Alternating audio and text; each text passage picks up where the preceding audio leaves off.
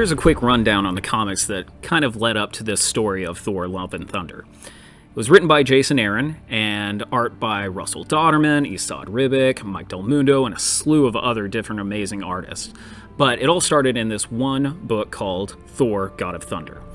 So the story takes place, and there's 3 different time periods. There's young Thor, takes place kind of about 1100 AD, with Thor being a young, brash god. He doesn't have Mjolnir yet, and he's just kind of like partying across the universe. And then there's modern-day Thor, and following his adventures throughout space, where he's just trying to help everyone in the universe. And then there's the future, which is King Thor, billions of years in the future. The only other people that seem to be alive in the universe are his 3 granddaughters.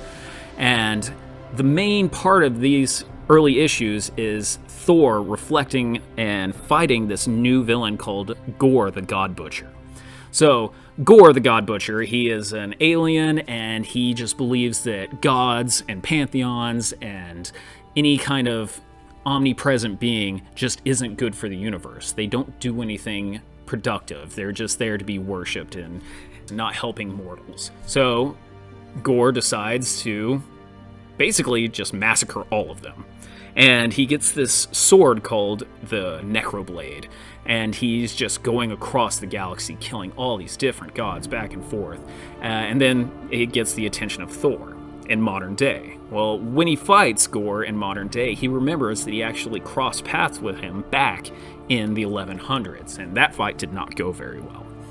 So Thor fighting Gorr the God Butcher, and he's just getting his butt whooped left and right. And eventually Gorr kidnaps some gods, gods of building and gods of war and even gods of explosions, and he builds this giant thing called the God Bomb, which is going to just wipe out every single spiritual character in the Marvel Universe. Eventually, it comes to Gorr's attention that he is now becoming like a god himself, and that, of course, just does not, vibe with him at all.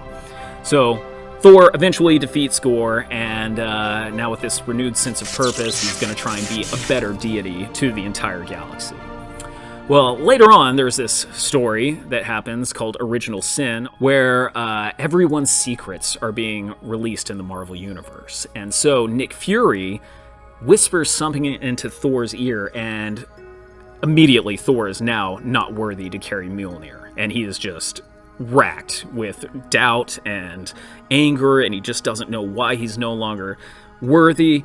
And then he decides to change his name to Odin's son because he's no longer Thor. Without his hammer, what is he?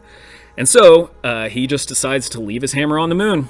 And in the last couple of pages of an issue, you see somebody come up and lift the hammer. So that leads into a new series called The Mighty Thor. And there's this new female Thor out there. She's buff, she's got long hair, it's blonde, and she's now just doing everything that Thor used to do. She joins the Avengers. She also fights, some of her own villains. There's frost giants. There's this giant minotaur. There's all these other things. So Odin's son, who used to be Thor, he's kind of wondering, well, why is this person worthy? And he starts to investigate. And he's going down this long list of people that could be Thor. Could it have been his mother? Could it have been one of the Valkyries? Could it have been, some of his human friends that just somehow became worthy? And so for a long time, it was a mystery of who this female Thor was.